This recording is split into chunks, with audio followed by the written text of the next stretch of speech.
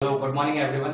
आप सभी का बहुत बहुत स्वागत है इस पचौरी एमएलटी के यूट्यूब चैनल पर। आज हमारे को डीएमएलटी फर्स्ट ईयर का एक हेमेटोलॉजी का टॉपिक पढ़ना है। ये आपका है रेटिकुलोसाइट काउंट, ठीक है। तो इसके प्रिंसिपल प्रोसीजर और साथ ही साथ इसके क्लिनिकल सिग्निफिकेंस के बारे में देखते हैं कि क्या क्या इसके क्लिनिकल सिग्निफिकेंस है, किन कंडीशंस में रेटिकुलोसाइट काउंट करवाया जाता है, ठीक है। डीएमएलटी के जो एग्जाम है या फिर बीएससी एमएलटी के एग्जाम, उनमें सभी में ये क्वेश्चन आपको 5 मार्क्स के अंदर देखने को मिलता है, ठीक है। तो आप लोग इसको प्रिपेयर कर लेंगे तो 5 नंबर तो पक्के, ठीक है। तो रेटिकुलोसाइट काउंट जानने से पहले हमारे को ये पता होना चाहिए रेटिकुलोसाइट होता क्या है, ठीक है। देन उसके बाद रेटिकुलोसाइट काउंट पढ़े तो ज़्यादा अच्छा है, ठीक है। तो पहले अपन जान लेते हैं रेटिकुलोसाइट क्या है और ये हमारे बॉडी के अंदर ब्लड में पाया जाता है या फ्लूइड में पाया जाता है, कहाँ प्रेजेंट है, ठीक है। तो इसके बारे में डिस्कस करते हैं। देखिए, जैसा कि आपको पता है कि हमारे ब्लड के अंदर आरबीसी प्रेजेंट होती है, डब्ल्यूबीसी होती है, ठीक है, और प्लेटलेट होती है। तो इनमें से जो आरबीसी है या एरिथ्रोसाइट है, इसका प्रोडक्शन स्टेम सेल के जरिए होता है, ठीक है। प्रोजेनिटर स्टेम सेल है जो कि क्या करती है, आपके आरबीसी का प्रोडक्शन करती है, जिसको आप एरिथ्रोपोइसिस के नाम से जानते हो। तो ये जो स्टेम सेल के द्वारा जब एरिथ्रोपोइसिस से एरिथ्रोसाइट या आरबीसी का फॉर्मेशन होता है, तो उस दौरान क्या होता है कि एक प्री मैच्योर फॉर्म होती है जिसको आप रेटिकुलोसाइट कहते हैं, ठीक है, ठीक है। ये जस्ट एरिथ्रोसाइट से पहले की स्टेज है जो आगे चल करके कंप्लीटली मैच्योर होकर के क्या कर लेगी, आरबीसी का फॉर्मेशन कर, ठीक है। तो हमारे को टॉपिक का मतलब समझ आ गया कि हमारे को इमैच्योर आरबीसीज के नंबर हमारे को क्या करने हैं, कैलकुलेट करने हैं। तो इनडायरेक्टली अगर मैं कहूँ तो मैं ये कह सकता हूँ कि we are calculating the number of immature RBCs in the blood space, ठीक है। इमैच्योर आरबीसीज जो है उनको आप क्या कर रहे हो, कैलकुलेट करने की कोशिश कर रहे हो, ठीक है। अब ये तो हमारे को समझ में आ गया कि इसके अंदर रेटिकुलोसाइट का मतलब इमैच्योर आरबीसीज कैलकुलेट कर रहे हैं। अब हमारे को ये देखना है कि रेटिकुलोसाइट काउंट करने की जरूरत हमें कहाँ पड़ती है, ठीक है। मतलब हमें क्यों इमैच्योर आरबीसीज को कैलकुलेट करना है, ठीक है। देखते हैं कि इसके क्लिनिकल सिग्निफिकेंस के बारे में कि इसको हमारे को कराने की जरूरत कहाँ हमें पड़ रही है, ठीक है। देखिए, क्लिनिकल सिग्निफिकेंस जो है वो क्या है, आपके इमैच्योर आरबीसीज जो है, ठीक है, या रेटिकुलोसाइट है, वो आपकी हीमोलाइटिक एनीमिया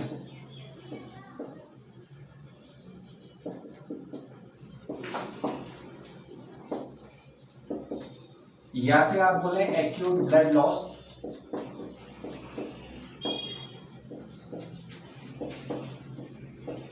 ठीक है, या फिर एप्लास्टिक एनीमिया,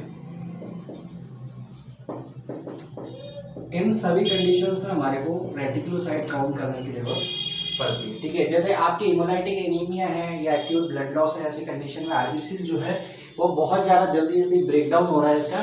तो ऐसी कंडीशन में क्या होगा, आरबीसी का प्रोडक्शन जो है वो ज़्यादा बढ़ेगा और इस वजह से इमैच्योर आरबीसी के फॉर्मेशन बढ़ जाएंगे, तो रेटिकुलोसाइट काउंट बढ़ा हुआ मिलेगा। यहाँ पर अपन देखें प्लास्टिक एनीमिया में आरबीसी बन ही नहीं रहे हैं, ब्लड सेल्स का फॉर्मेशन हो ही नहीं रहा है। तो ऐसी कंडीशन में क्या होगा कि यहाँ पर आपके जो है ब्लड सेल्स बनेंगे नहीं, तो रेटिकुलोसाइट काउंट क्या हो जाएगा, कम हो जाएगा। तो ये जो है आपकी क्लिनिकल सिग्निफिकेंस है जिनके अंदर हमारे को ये जो है क्या करना है, आपको रेटिकुलोसाइट काउंट का करवाना होता है। अब देखते हैं इसके नॉर्मल रेंज के बारे में, ठीक है। नॉर्मल रेंज जो होता है इसका आपके अडल्ट के अंदर और इन्फेंट के अंदर फर्क है।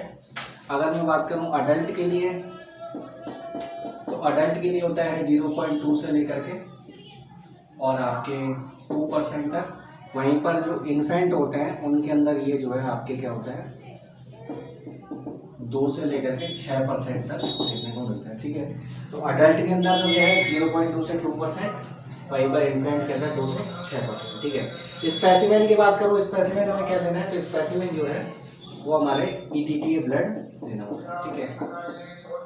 ईटीटीए ब्लड आप प्रेफर करिए, ठीक है। फास्टिंग ब्लड का कोई ऐसा रिक्वायरमेंट नहीं होता। ब्लड कलेक्शन करने के बाद 2 से लेके 3 घंटे के अंदर आप ब्लड को सैंपल को लगा सकते हैं, ठीक है। ये वाली बात हो गई। अब आती है मेन बात इसके प्रिंसिपल की, कि प्रिंसिपल इसका क्या है, किस प्रिंसिपल पर ये बेस्ड है। ठीक है, आइए देखें।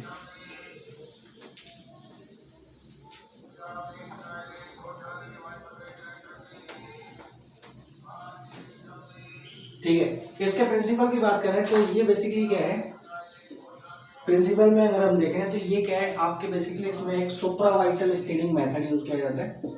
ठीक है, सुप्रावाइटल स्टेनिंग मेथड। ठीक है, जिसके द्वारा आप क्या करते हो, इसको जो आपकी ब्लड सेल्स है उनको स्टेन करने का काम हमें करना होता है। ये सुप्रावाइटल स्टेन क्या करता है, सेल्स को लिविंग स्टेट में जो है स्टेन कर देता है, और इसके जो स्टेन जब होगा ये ब्लड सेल्स तो मिक्स होकर के क्या करेगा, आपके जो सेल के अंदर का पाइलन वाला जो आरएनए है वो जो है अच्छे से स्टेन हो जाता है, और आप उसको जो है इजीली जो है डार्क ब्लू कलर के जो रेमनेंट हैं उनके फॉर्म में देखने को मिल सकता है। ठीक है, तो ये क्या करेगा, आपके जो सेल्स हैं उनको लिविंग स्टेट में, ठीक है, लिविंग स्टेट में क्या कर देगा, उसको स्टेन कर देगा। ठीक है, तो ये जो जनरल इसका प्रिंसिपल होता है सुप्रावाइटल स्टेनिंग मेथड। इसमें जो है जनरली आप ब्रिलियंट क्रिसाइल ब्लू या फिर मेथाइलिन ब्लू का इस्तेमाल कर सकते हैं। ठीक है, या तो आप यूज करेंगे ब्रिलियंट क्रिसाइल ब्लू, ठीक है, और या फिर न्यू मिथाइलिन ब्लू का इस्तेमाल कर सकते हैं। इसके अलावा सोडियम साइट्रेट और सोडियम क्लोराइड का जो है मिक्स करके ये जो आपका सुप्रावाइटल स्टेन है, जिसको रेटिकुलोसाइट स्टेन बोलते हैं, ठीक है, जिसको इस्तेमाल करते हैं मिथाइलिन ब्लू। ठीक है, ये जनरली आप इस्तेमाल करते हैं। ठीक है, ये आपका एक जनरल प्रिंसिपल हो गया कि ये इसको क्या कर रहा है, लिविंग स्टेट के अंदर जो है इसको स्टेन करने का काम करता है। ठीक है, जिसको आप इजीली जो है माइक्रोस्कोप के अंदर पहले आप लो पावर माइक्रोस्कोप में देखते हैं, फिर उसके बाद उसको हाई पावर माइक्रोस्कोप में देखा जाता है। ठीक है, ये जनरल चीज हो गई, ये तो हो गया इसका प्रिंसिपल। ठीक है, अब इसके बात करें इसकी रिक्वायरमेंट की। ठीक है, इसका जो है गॉडकर वाला जो एडिशन है, ठीक है, प्रफुल्ल गॉडकर का जो बुक है उसके अंदर स्पेसिफाई करके आपको दे रखा है रेटिकुलोसाइट काउंट के बारे में, उसके प्रिंसिपल प्रोसीजर सब कुछ, तो आप उससे पढ़ के देखें इस वीडियो को देखने के बाद, आई होप अच्छे से समझ में आ जाएगा, कोई ऐसा बहुत बड़ा वो नहीं है। ठीक है, इसके बाद देखें रिक्वायरमेंट, तो रिक्वायरमेंट में जनरली आपको क्या चाहिए, टेस्ट ट्यूब चाहिए। ठीक है, जो आप टेस्ट जो है नीड पढ़ रहा है हमारे को टेस्ट के लिए, वो चीज़ें आप इसमें मेंशन करेंगे, जैसे पिपेट चाहिए। ठीक है, इसके अलावा आपको कवर स्लिप चाहिए। ठीक है, रिएजेंट में आपके स्टेन चाहिए। ठीक है, जो आपका रेटिकुलोसाइट स्टेन यूज कर रहे हैं। ठीक है, इसके अलावा आपका ट्यूब रैक चाहिए जिसके अंदर आप ट्यूब्स रखते हो। ठीक है, ये जनरल चीजें जो है हमारे को चाहिए होती है। इसके अलावा हम बोल सकते हैं कि ऑयल हमारे को माइक्रोस्कोप में देखने के लिए, और साथ ही साथ माइक्रोस्कोप तो चाहिए। तो जो भी अपन यूज कर रहे हैं उनको आप लिख सकते हैं। ठीक है, तो ये आपके क्या हो गए, आपके रिक्वायरमेंट हो गए। ठीक है, अब हम बात करें इसके प्रोसीजर के बारे में कि कैसे हमारे को परफॉर्म करना होता है। ये चीज़ तो हमारे को मालूम होनी ही चाहिए, क्योंकि अगर हम प्रैक्टिकल लेबोरेटरी के अंदर परफॉर्म कर रहे हैं तो उस टाइम आपको प्रिंसिपल एक बार को नहीं याद होगा चलेगा, बट लेबोरेटरी में टेस्ट तो हमें परफॉर्म करना है, तो ऐसी कंडीशन में हमारे को ये मालूम होना चाहिए। देखिए इसका प्रोसीजर क्या है, कैसे हमारे को इसको परफॉर्म करना होता है।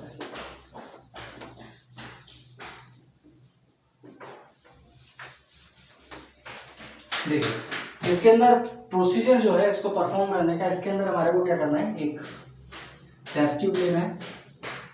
ठीक है, और इस टेस्ट ट्यूब के अंदर आपको जो है ब्लड ले लेना है। ठीक है, 2 ड्रॉप आप जो है क्या करें, ब्लड का ले लें। ठीक है,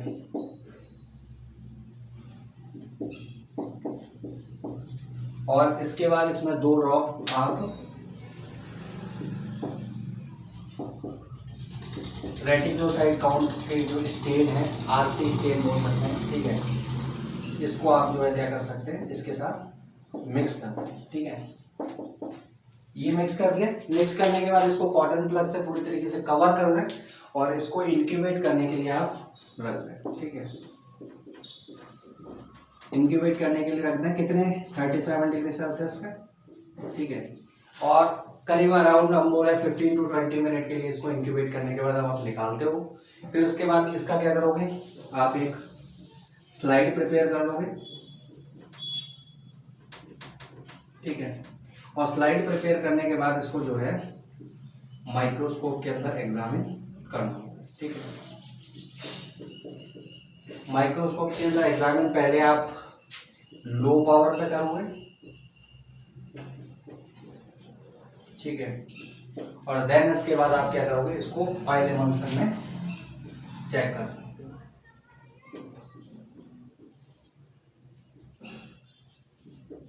ठीक है, ऑयल एमल्सन में आप इसको चेक कर लेंगे। ठीक है, तो ये माइक्रोस्कोप के अंदर आप देखेंगे तो आपको जो है ब्लू कलर में आरबीसीज देखेंगे और डार्क ब्लू कलर के अंदर आपको जो है इनमें रेटिकुलोसाइट आइडेंटिफाई हो जाएगा। ठीक है, dark blue purple type of colour आपको देखने को मिलेगा। ठीक है, तो ये आपका जनरल प्रोसीजर हो गया।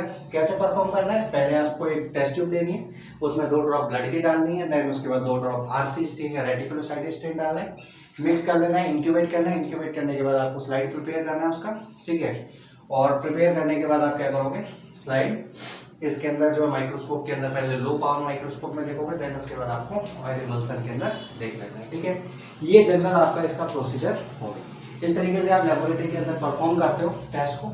अब हमारे की बात आ जाती है कि कैलकुलेशन कैसे करेंगे। ठीक है, तो कैलकुलेशन की भी बात कर लेते हैं।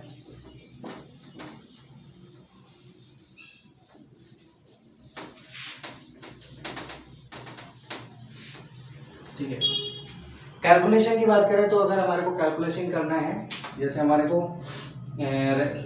रेटिकुलोसाइट काउंट हमारे को करना है।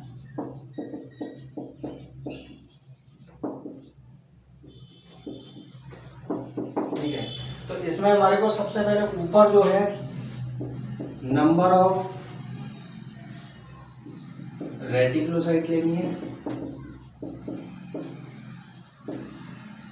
यहाँ पर आपको नंबर ऑफ आरबीसीज लेनी है कि ब्लड सेल्स हमारे को आरबीसी कितनी मिली और उनमें से कितनी रेटिकुलोसाइट थी, उसको आप 100 से मल्टीप्लाई कर दें। ठीक है, जैसे आप यहाँ कुछ भी मान सकते हैं। सपोज मान लो कि आपके 1200 सेल आइडेंटिफाई करें आरबीसीज के, और इन 1200 सेल्स में से आपके क्या है 60 जो है वो आपको रेटिकुलोसाइट मिल रहे हैं। तो इसके अंदर आप काट सकते हैं डायरेक्टली 12 पर ये 7। ठीक है, तो इसको 100 से आप क्या करोगे, डायरेक्टली यहाँ से कट करते हैं इसको। ठीक है, दोबारा लिख देते हैं 60/1200 डायरेक्टली ये करके 12 मतलब आपके जो है रेटिकुलोसाइट काउंट कितना है 5% आ रहा है। अगर ये इन्फेंट है तो इस केस में तो अपन ये बोल सकते हैं कि ये जो है नॉर्मल है। अगर एडल्ट के अंदर रेटिकुलोसाइट काउंट कितना आ रहा है तो इसका मतलब हम बोलेंगे रेटिकुलोसाइट काउंट जो है बढ़ा हुआ है। ठीक है, तो ये एक जनरल कैलकुलेशन है जिसके द्वारा आप रेटिकुलोसाइट काउंट करते हो। अब इसमें कुछ एक पॉइंट की बात करूं तो अगर हम देखें कि जो है हेमेटोक्रिट वैल्यू के बेसिस पे आप जो है ब्लड का अमाउंट लेते हैं। अगर हेमेटोक्रिट वैल्यू कम है तो आप ब्लड थोड़ा सा अमाउंट ज़्यादा लेंगे, और अगर हेमेटोक्रिट वैल्यू जो है आपका जो है ज़्यादा आ रहा है तो आप ब्लड का जो है डाइल्यूटेड अमाउंट ले लेंगे, क्योंकि उसमें आरबीसीज का नंबर बहुत ज़्यादा होता है तो आप इजीली आइडेंटिफाई नहीं कर पाएंगे। ठीक है, तो ये जो है आपके पीसीबी का जो नंबर है या हेमेटोक्रिट का जो नंबर है उनके बेसिस पे आप जो है देख लेते हैं कि ये जो है बढ़ा हुआ है या फिर घटा हुआ है। ठीक है, उसके बेसिस पे आपको ब्लड का अमाउंट लेना है। ठीक है, अब इसमें क्या है कि नहीं तो एरर के चांसेस रहते हैं, आप प्रॉपरली एब्सोल्यूट ठीक से काउंट जो है वो नहीं कर पाएंगे। ठीक है, तो ये सारा था हमारा रेटिकुलोसाइट काउंट के बारे में। गॉडकर से आप इसको पढ़ के देखें, उसमें जो है अच्छे से समझा रखा है पूरा। ठीक है, तो आई होप कि आपको ये समझ में आ गया होगा। अपने DMLT फर्स्ट ईयर के जितने भी स्टूडेंट्स हैं उनको आप इसको शेयर करें, और अगर कोई प्रॉब्लम होती है तो आप लोग कमेंट करके पूछ सकते हैं। ठीक है, प्लेलिस्ट पर DMLT फर्स्ट ईयर के काफ़ी सारे वीडियोस चैनल पे पड़े हुए हैं, तो आप DMLT फर्स्ट ईयर के जो है उस प्लेलिस्ट में जाकर के सारे वीडियोस जो है आप देख सकते हैं। इसके अलावा DMLT सेकेंड ईयर का अलग प्लेलिस्ट है और DMLT फर्स्ट ईयर का अलग है, ठीक है। DMLT एक तो फर्स्ट ईयर का प्लेलिस्ट है, चैनल पे चेक कर लेंगे, और एक DMLT सेकेंड ईयर का, ठीक है। तो ये जो टॉपिक्स हैं आपके इसमें दे रखे हैं। अगर आपको फर्स्ट ईयर या सेकेंड ईयर दोनों से रिलेटेड कोई टॉपिक इंडिविजुअल चाहिए, ठीक है, कई लोग पूछते हैं कि आपके पास कोर्स है, आपके पास क्लासेस हैं, ठीक है, तो मैं उनके लिए ये कहूँगा कि अगर आपको पर्टिकुलर कोई टॉपिक ऐसा लगता है कि नहीं समझ आ रहा है तो आप लोग कमेंट कर सकते हैं, तो उसके ऊपर जैसे भी रहेगा मैं वीडियो प्रिपेयर कर दूँगा, ठीक है। तो उस तरीके से आप प्रिपेयर कर सकते हैं। RPMC के अभी सेकेंड ईयर के एग्जाम हैं, वो लगने वाले हैं कुछ टाइम में, ठीक है, तो आप उसके लिए अच्छे से प्रिपेयर करते रहें। और सेकेंड ईयर से रिलेटेड अगर पैथोलॉजी, माइक्रोबायोलॉजी या बायोकेमिस्ट्री से रिलेटेड कोई टॉपिक आपको लग रहा है जो आपको समझना है तो आप लोग कमेंट करें, ठीक है। मिलते हैं नेक्स्ट वीडियो में किसी नए टॉपिक के साथ में। Thank you so much.